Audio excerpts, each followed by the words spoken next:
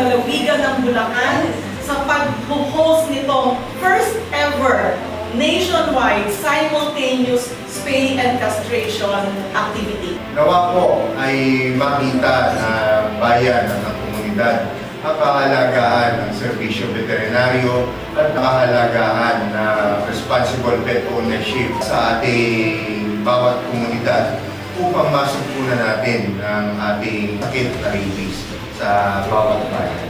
Spay at castration ay hindi lamang technical na solusyon. Ito ay isang hakbang ng tamang pag-aaruga at pagpuprotekta sa ating mga alaga, mga hayop.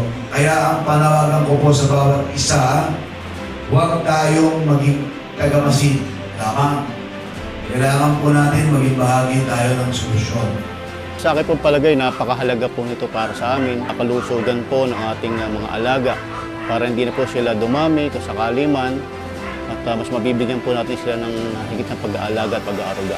Maraming salamat po sa libreng kapon sa Provincial Veterinary Office natin and para din po sa Provincial Government po ng Bulacan.